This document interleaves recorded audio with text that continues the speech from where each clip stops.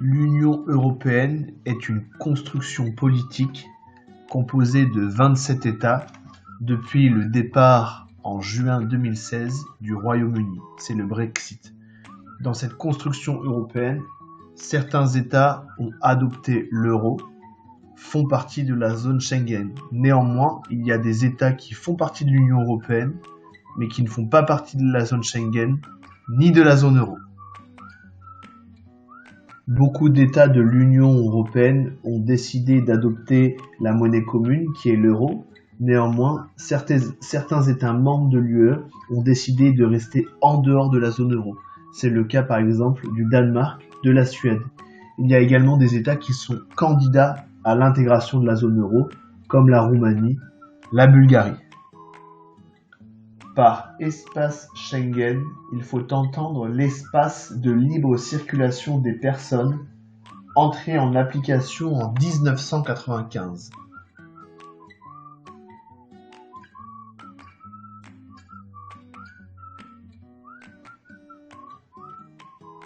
Unis dans la diversité est la devise de l'Union européenne.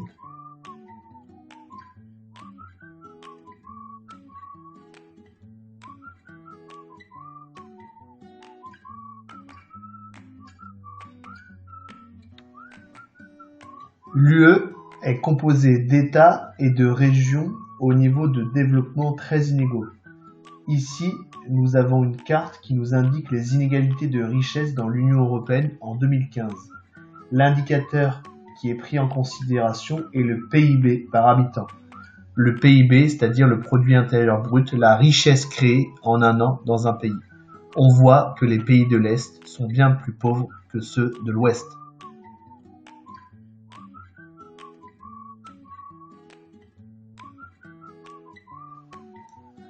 Voici une photographie du pont La Nouvelle Europe entre la Roumanie et la Bulgarie.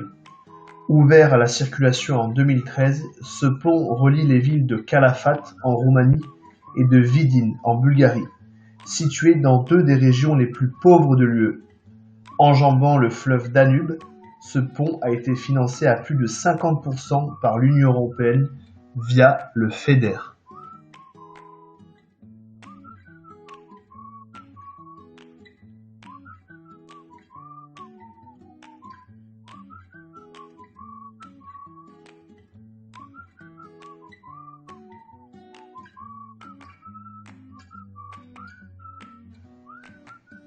La Grande Région est un espace transfrontalier situé au cœur de l'Europe, entre la Belgique, l'Allemagne, la France et le Luxembourg. De part et d'autre des frontières, les échanges sont importants, renforçant les liens entre les habitants de cette zone.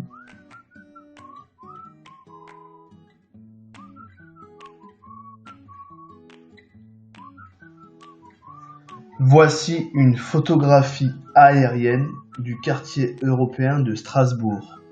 Au premier rang, légèrement sur la droite, nous pouvons apercevoir le Parlement européen. Par mégalopole européenne, il faut entendre l'espace fortement urbanisé qui, du sud-est de l'Angleterre au nord de l'Italie en passant par la vallée du Rhin, concentre une forte densité de population et de richesse. Cet espace joue un rôle majeur dans l'organisation de l'espace européen.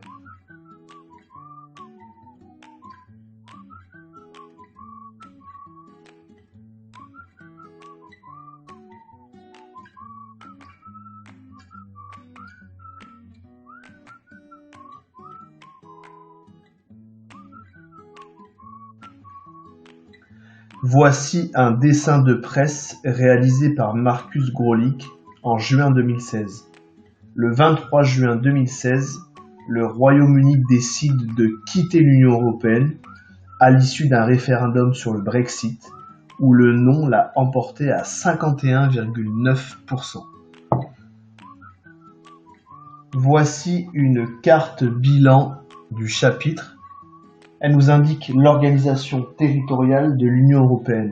Nous pouvons y apercevoir la mégalopole européenne, qui est le cœur de l'Union européenne, mais également les périphéries dynamiques qui sont intégrées au centre. Aussi, nous avons les périphéries en cours d'intégration qui sont les plus aidées par l'Union européenne.